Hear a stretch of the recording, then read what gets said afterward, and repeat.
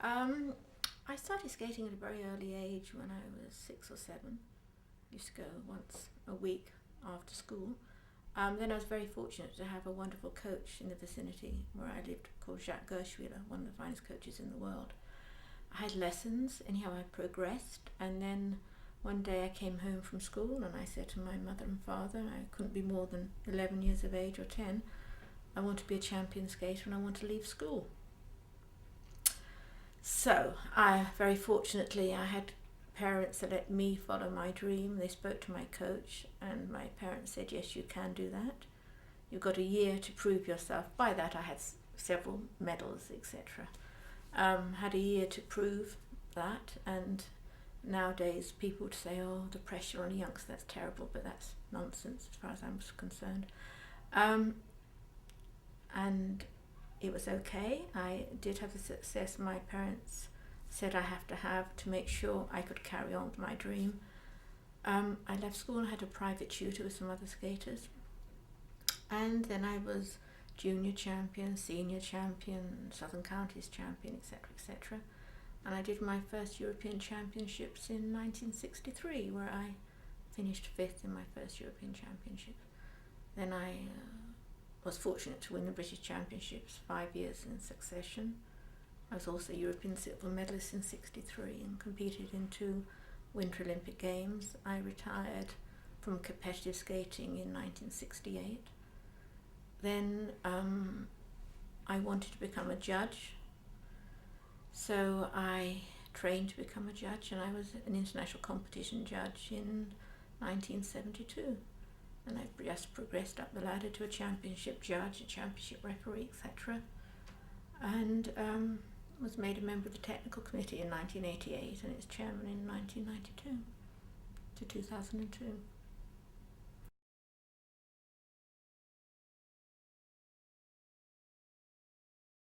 I think it made a big difference, yes, because I think as a skater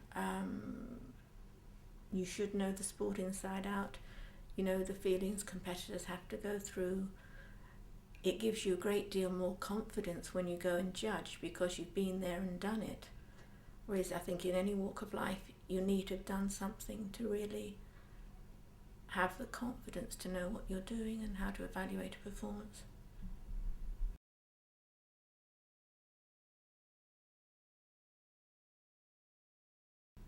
Well, we were all sitting in a group together, a lot of the ISU officials and judges, and Elena and Anton skated well. They're beautiful skaters, no doubt, but there were a couple of flaws, but it was a good performance. But then when Saleh Peltier came on, they just did a wonderful, wonderful performance, and everybody around me, the instant reaction was, well, they're first. I don't think anybody, to the best of my recollection, even said, oh, I don't think so, maybe it's the other way. It was definite. Then when it flashed up in the centre of the rink, in the ceiling, the result, the roof, I think everybody was in shock. They couldn't believe it. It was a great surprise.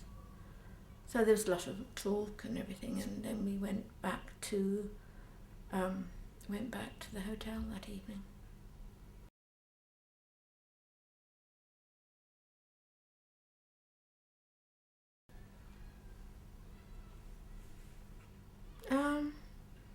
No, I mean, I just thought that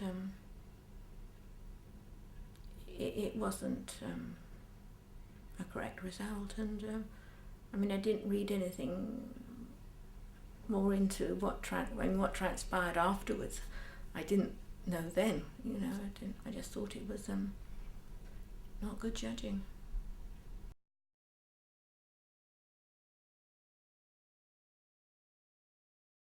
It started a little bit before the hotel. I know that after the competition, Britta Lindgren, a colleague of ours, John Hall, and myself were in the car park area of the stadium going to get transport back to the hotel, and there were a lot of judges opposite us milling around, and Marie-Reine came out. Now usually she's a very chatty person, so normally she would have probably gone and associated herself with the group that was there. But she walked just straight past us, everybody, and she looked distressed or distraught, or it wasn't a normal, what I think normally she would appear, after a competition.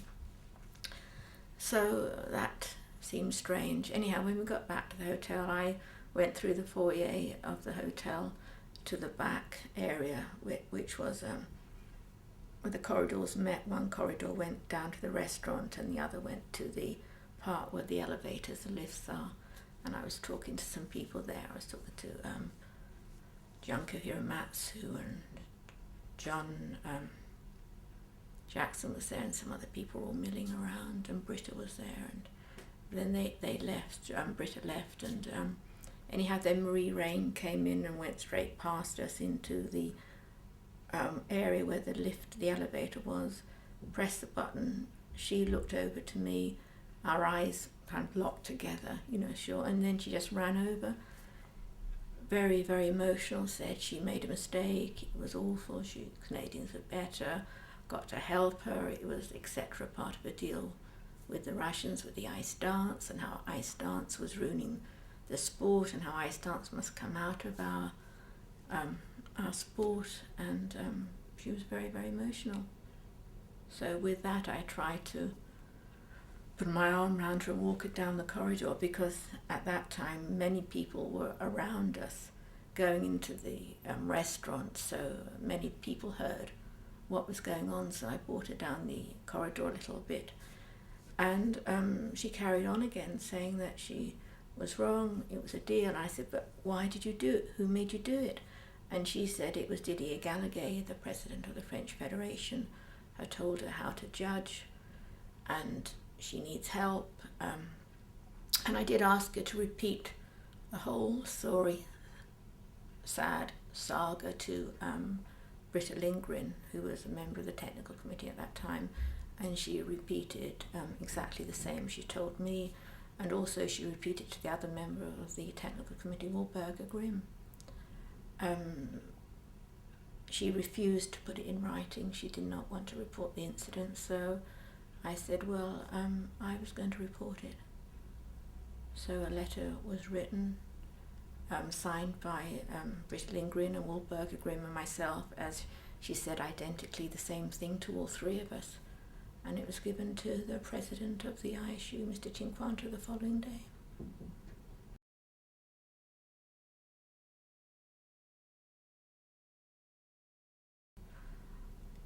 Oh yes, I mean, he had that letter and other information, and as we all know, as a result of accumulation of circumstances and information, they were suspended, Mr. Gailhaguet and Miss Lagoon, for 3 years, from April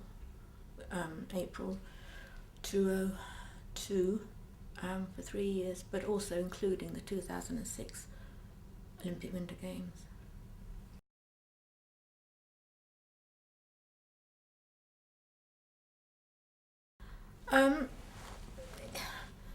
It's very difficult for myself to put myself in their shoes, but saying that, I do think 3 years for bringing the sport and the Olympic Games into such disrepute, it probably was a bigger scandal to hit the Olympic Winter Games anyhow, if not the Summer Games. I think it was a disgrace that they only got 3 years. I think they should have been out for life. So in that respect, no, I don't think it was handled as well as it should have been.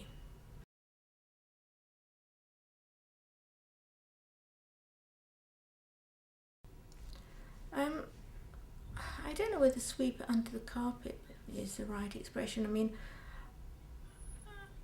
I was never a member of the council, so I'm not privy to their discussions initially after I and others reported the situation. I believe there was a delay of some sort dealing with it, but you would have to ask one of the council members why there was a slight delay.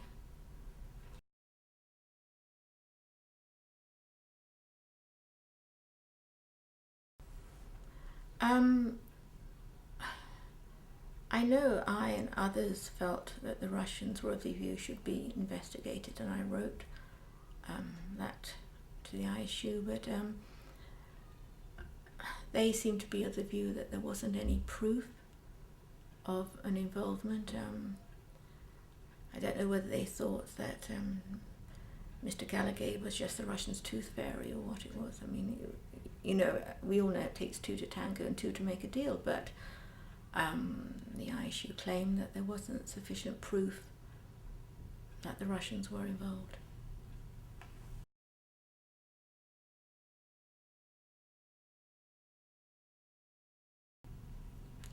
I think that was the fairest way to deal with it. Yes.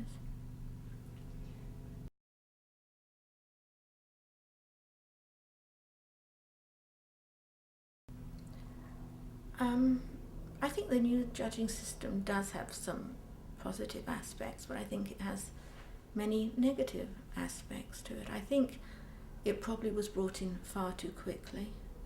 It was a radical change from the 6-0, and I think it needed some more testing and looking into, saying that it's trying to take the subjectivity out of the sport, but I do have some real serious questions about it, which I think should be addressed, but whether they will be changed or not, I don't know. But it's not, my comments aren't all negative about it.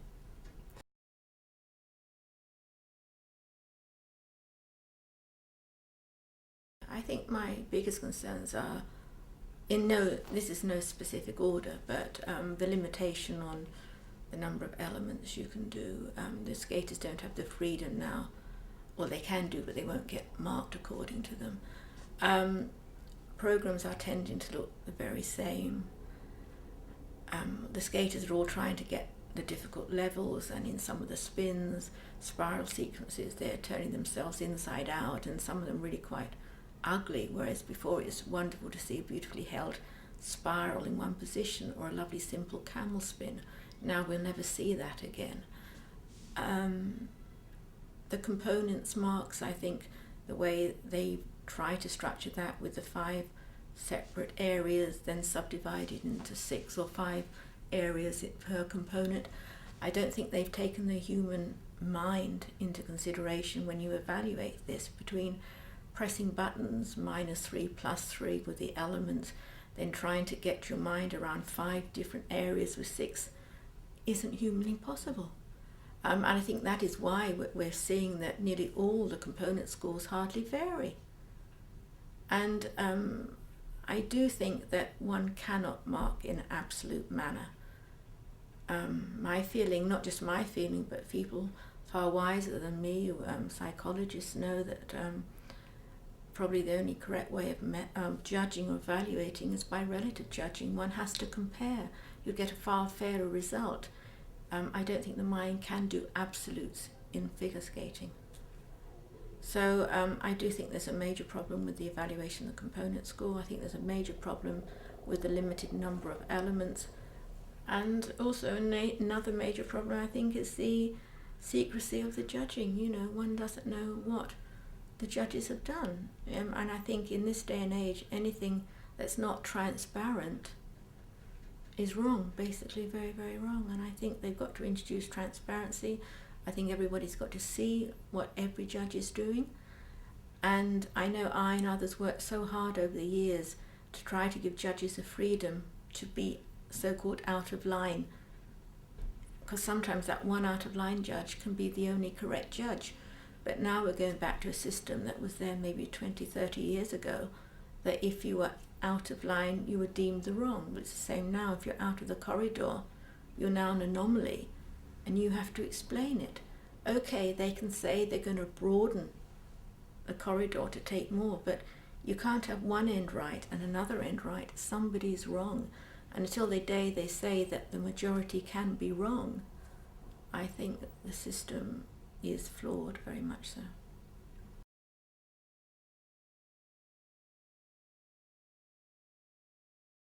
I'll just show you a simple example. Right.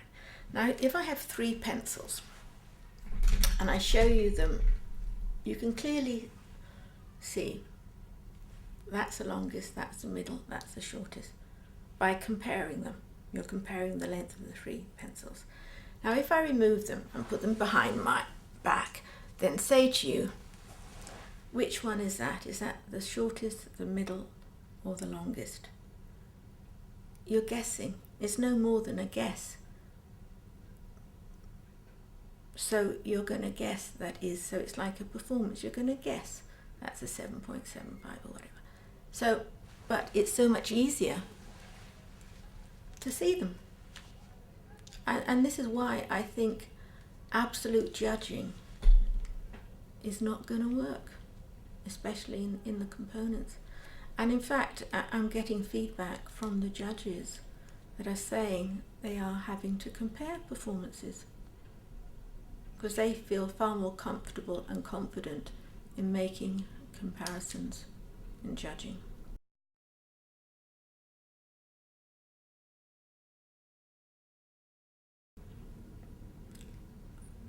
I would say it's impossible. This is why I cannot understand thinking about doing the component score in just absolute way.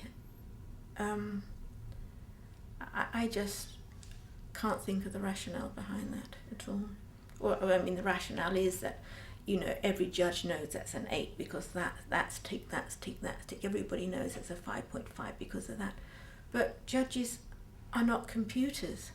You know, by the time they're pressing all the buttons, the -3s, the +3s, and looking at like everything, all the screens, then they've got the 5 components and they're trying to evaluate each component with its subdivisions down.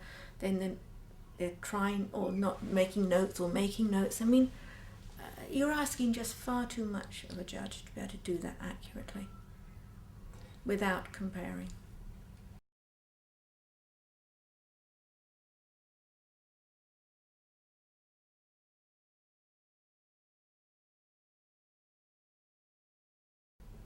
Oh, it's true, isn't it? I mean, if it's secrecy and you can't trace anything, it's very unlikely that a scandal's going to erupt, isn't it? So it's from that point of view, you probably won't have another scandal like Salt Lake because nobody will know anyhow.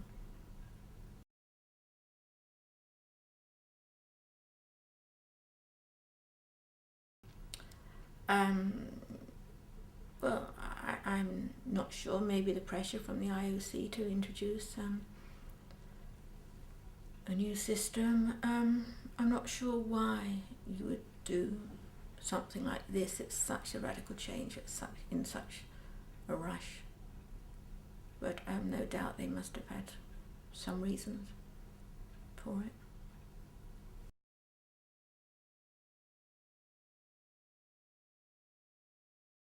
I don't know whether that was a politically correct thing or not.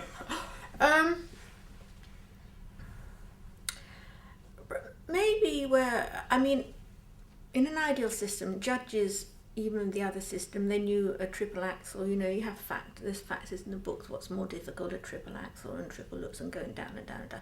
So a well-educated judge should know at the end of the program, they've done that triple, I know that's more valuable than this, you know what I mean, triple. So that was there anyhow. Maybe this system clearly rewards you. You know, there's no doubt if you do a triple axel, you're going to get that for a triple axel. You're going to do that, you get that. You know what I mean?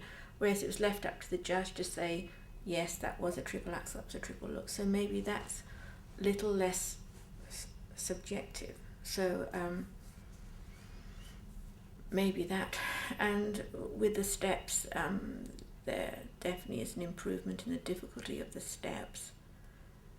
But saying that you could have created that in the old system, you know, the judges should have said, well, and see, well, you know, they've done choctaws, they're then rockers, they've done one rotation, they've done another rotation, they've done it on 1 foot, they've used the heights, the levels, they should have, you know, but this is probably putting it down clearer.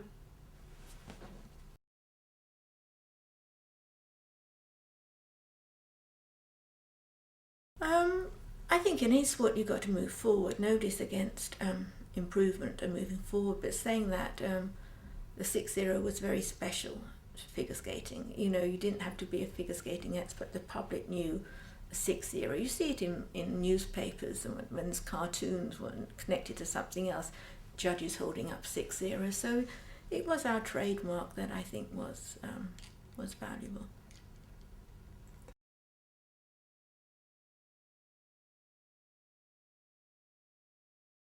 Well, let's face it, not yet. I mean, I don't think even skaters understand it yet, because I'm always amazed when I'm watching on the television these days, in the kiss and cry area, when the points come up, total bewilderment appears to be on the skater's face, but only upset or joy comes up when they see the actual place.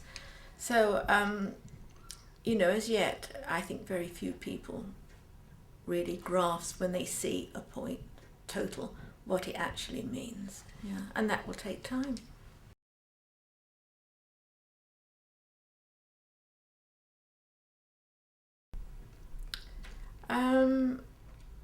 Yeah, it's a great project debate. This was in the general session with speed and figure. You know, they divided into speed skating, figure. This was the General Assembly with everybody present, and Mr. Cinquanta did say on many occasions that the voting on a project, and once or twice you were voting on a project, not a rule.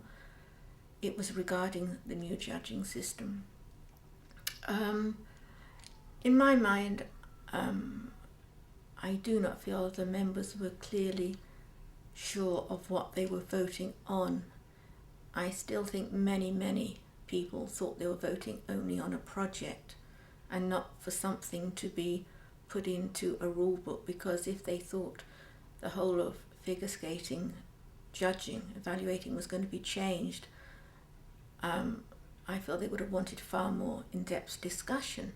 But as it was so frequently mentioned, it was a project. I think people voted on thinking it was going to be something that was going to be looked into, tested, etc.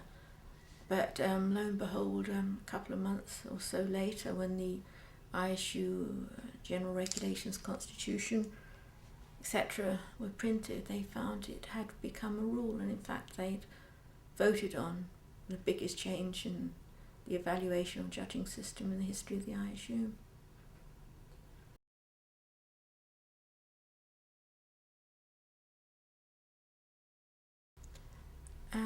That's a very good question, but where it was put in the agenda at the beginning under a certain rule, it was in the General Regulations and Constitution where speed skaters are allowed to vote. And it's a very good point. I mean, many of us think it should not have been put there. It was purely a subject that only people with figure skating knowledge should be able to vote on.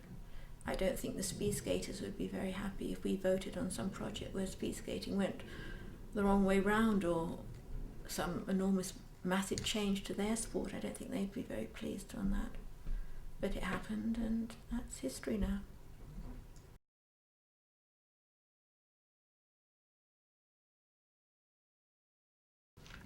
Yes, the British Skating Federation, NISA, National Ice Skating Association, UK Limited, the NISA board, which I'm not a member of. I am the current president of the of NISA, but I don't have a vote. The NISA board voted that they wish to go to the Court of Arbitration Sport and contest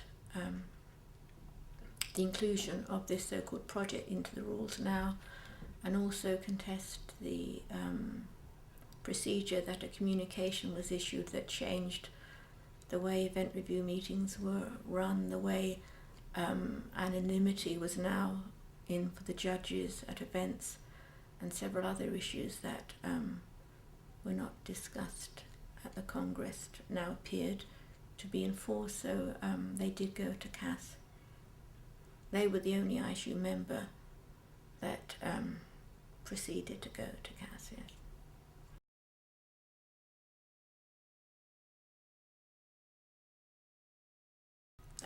The CAS found that that the NISA didn't have a case that the ISU basically could do, well, what they did was acceptable.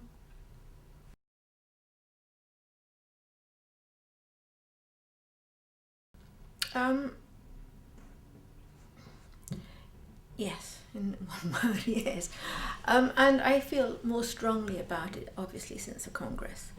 Regardless of the outcome, whether they voted for or against a new judging system, I think it was wrong to have such an important subject voted on when speed skaters were present.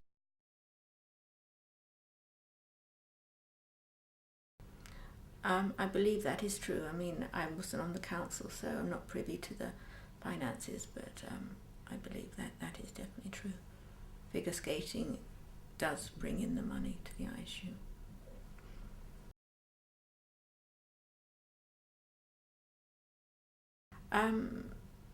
They were,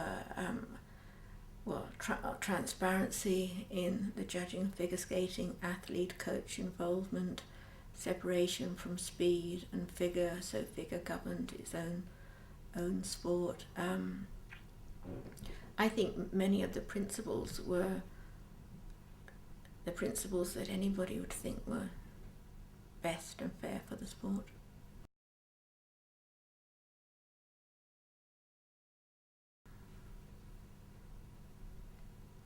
Well, when people have new ideas and but one can understand it would be very difficult for countries, because the only members that would be involved in the WS would be countries, not individuals. So you can understand people not wanting to give up what they know for something they don't know, you know, but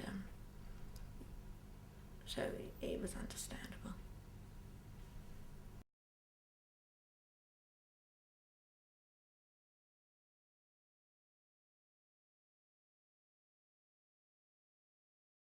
Well, I mean, it's the ISU insists it's not a ban. They've tried or made us so-called ineligible. So, and the straight answer is that I think it's totally unfair when you think about the measly 3 years that Gougne and Didier got for, as I said previously, the biggest corruption ever, and proved to be corrupt, both of them, at the Salt Lake Olympic Games, and trying to make us ineligible, or making us ineligible, means we can't participate in ISU events or run for any committees or any ISU position. They say that we could, I mean, they say it's not a ban. Well, it is a ban. You can apply to be reinstated, but it's very, I wonder, the group that have made you ineligible would also reinstate you. You know, that's a big question mark. And so no, by comparison to the two, I think it's wrong. But then I would think that anyhow. But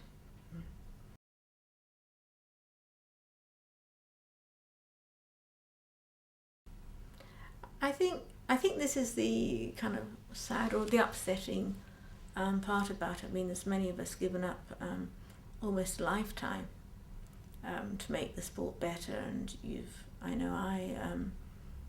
and others, you know, have given up your personal time, your business life, your financial security, everything for the sport you love to make it better. And that is the sad part about it. You feel that you're not being maybe valued, but then, you know, that's life, isn't it, for what you've contributed. You know, it's hard at times, but one has to accept it. I don't always think it's fair, but that's life.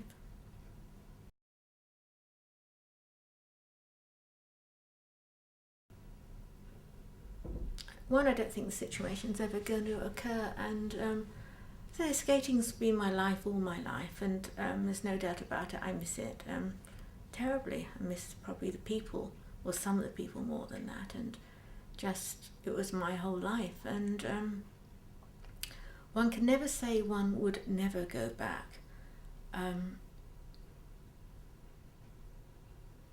I think many things would have to change for me on both sides to ever think about going back.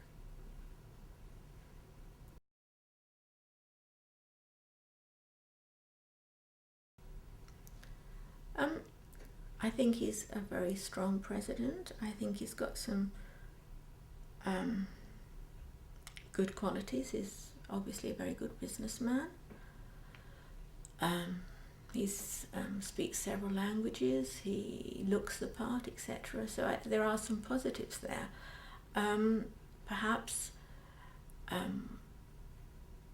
he may have surrounded himself with a few people that might not be as frank and honest with him on certain ideas as they should be.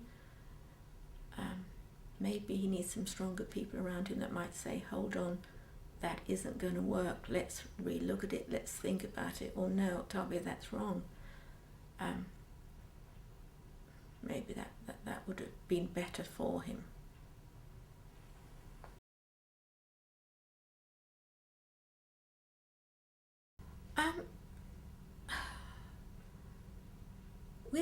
With the corruption, I mean, when I judged, I started judging in 1972.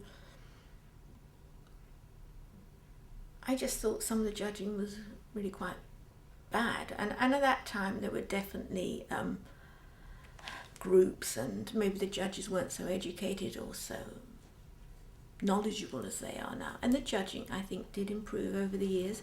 And I think in the 80s and 90s the judging was getting better and better. You were getting younger people in. The education was far, far better. The evaluating system was pretty rigid and strict, and so I do think it was getting better, much, much better. And to be quite honest, when I look at results of the men, ladies and pairs over the years that, say, I was involved in the ISU and previous to that, I think really the results mostly were the correct results. I remember one year Eldridge, I don't think he even got into the last 24 or whatever, and he was way up the next year, and Paul Wiley was down 1 year and up. Somebody, first time in the Europeans, Kulik won, first time in. You know, and there have been times when skaters have skated badly and they got the right marks who were well known, and vice versa. One always say, well, I think that skater should have been there or that one there. But overall, I think the judging was pretty fair, good. I can't say that about ice dancing because I wasn't involved in ice dancing, but I think the judging of ice dancing has always allegedly been questionable. So I really haven't come across the corruption in figure skating, apart from, if you want to call national bias, it's not, you know, in that group. There were countries that predominantly did suffer from a lot of national bias when I was the chairman, and before that, that would be a few countries that did have a tendency to national bias.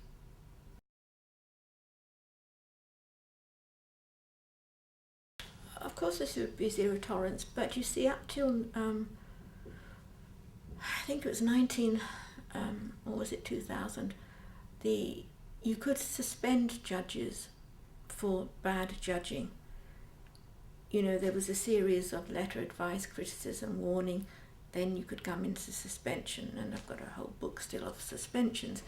But then in their ultimate wisdom, the ISU Council got rid of suspensions for so-called bad judging, and you could only suspend for misconduct, i.e. lagoon. So I've yet to see any procedure now in the ISU that you can have actually zero tolerance. There is this method, this wonderful method of assessment, which means, but you can be demoted. Well, you can be demoted, then demoted off to a national judge. But zero tolerance is a great word, great buzzword, but I like to see where it says in the ISU that they will suspend judges that are either incompetent or biased, and I mean suspend, not just demote till they're off of the list.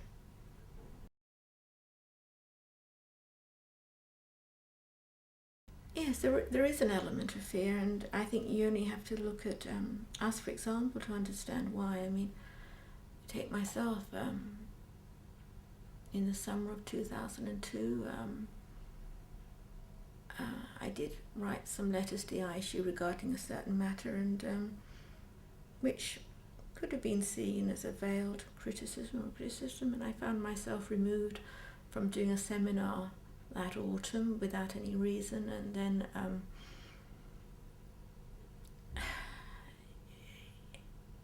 I think they feel that if you do criticise, then it is not taken in the spirit of we can learn or let's accept it. And the people that have found themselves criticising the Eiskunstlauf are all out now, so yeah.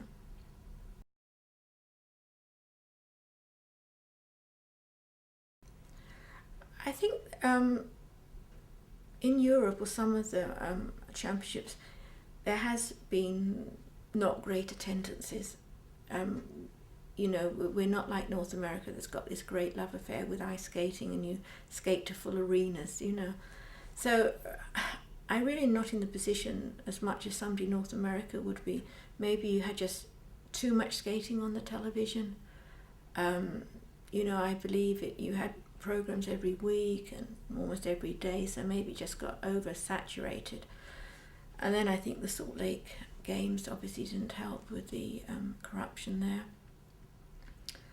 And those are really the two things I can come up with at the moment.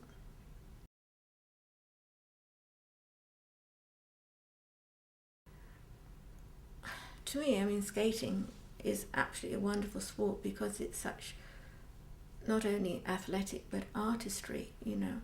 And it worries me with the new system, although I have said it has some good points, I'm not denying that whether if it continues as is and not changed in some way, that we're just going to see kind of very boring programs, very predictable, everybody trying to get the level 4 or etc., etc.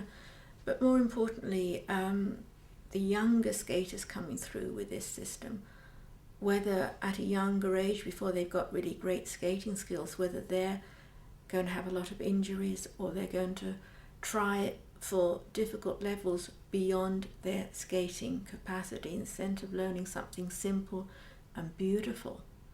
Are they? Because I know in Great Britain, the competitions we have had, some of the poorer skaters, they've tried these spins where they turn themselves inside out, the spirals, you can see them saying 1, 2, 3,000, and the whole joy of performing and watching skating and enjoying the performance has gone. So I just hope that in 5 or 6 years we don't look back and say, where is the joy, the art of figure skating? Have we just got into saying you've got to do 8 elements, 4 spins, boom, boom, boom, got to get that level? And I hope not. I hope that isn't the case.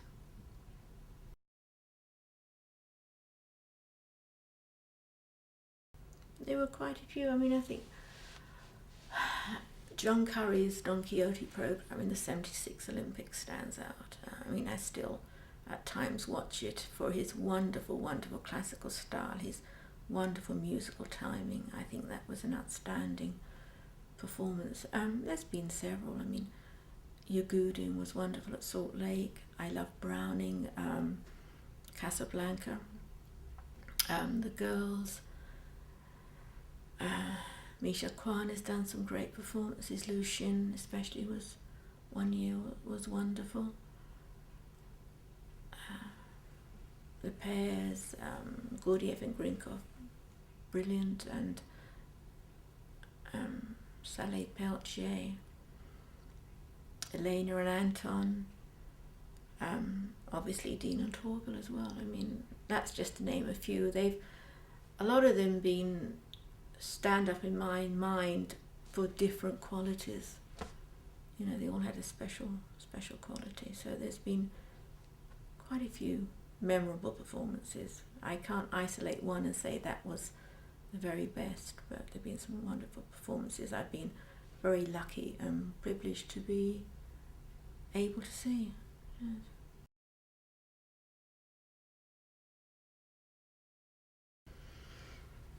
Oh God, I don't know, because then you've got to sit and analyse, the steps. Do they do the difficult turns, the rockers, the brackets? Do they do this?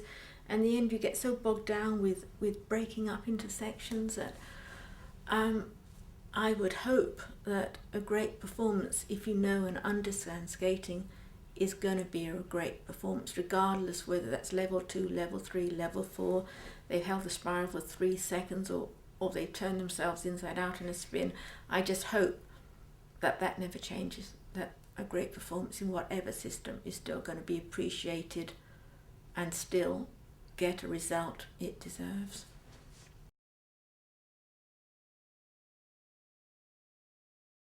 I would never give a 6, because to me a 6 at that time, they changed what a 6 was towards the end of the 6 era to outstanding, was perfect, and perfection cannot exist.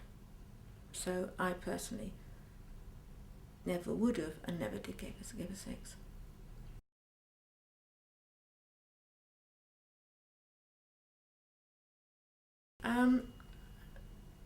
Yes, I mean, it's going back a long time now. I mean, all I remember much about Lake Placid, is Robin did skate well in the short, and what did it for me was Robin's, or Jan had a more difficult program. He didn't have Robin's artistry, and that was, in the free skating I did have Jan ahead high marks than Robin in the first mark, but in the second mark I had Robin ahead of Jan.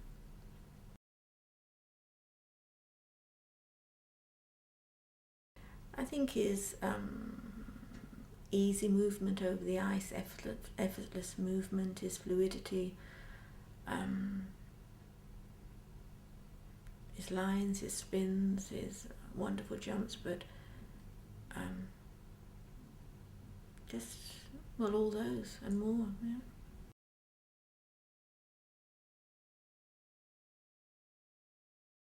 Yeah. Well, actually, in that competition, the skater that really I thought was really good was Elizabeth Manley from Canada. She did a great free skating program. So yeah, the battle of the Carmens. I mean, they were both obviously good, and Katarina was a wonderful performer, and but it was Manley that did it for me that night. But saying that, two Carmen's really exciting. I mean, the press loved it, the television loved it. It made good TV, didn't it? So no, it was a very memorable night.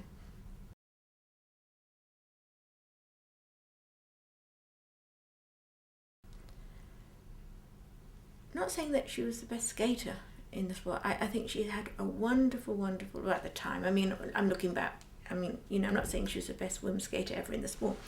I think she had a great, mentally very, very strong. You could always rely on her to come up trumps. She was a great competitor, no doubt about it.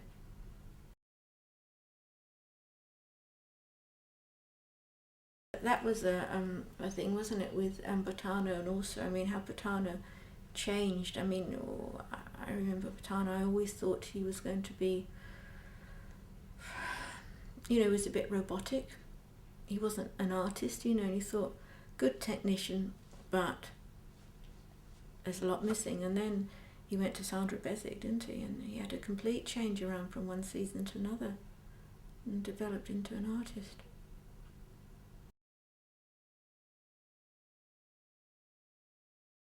God, this is going back so many years. I mean, I think the first European she was in was my last Europeans. I've got a feeling. Could be wrong on that. So, I mean, it was just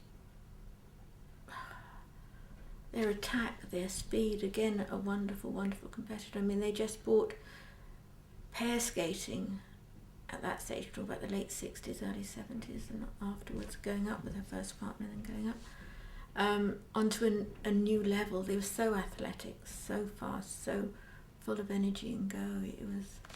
It was a real change from previous couples. I was saying that the Potters, I remember them, and they were beautifully artistic, balletic, and lovely lines and everything. But Rodney brought a dynamism to the sport.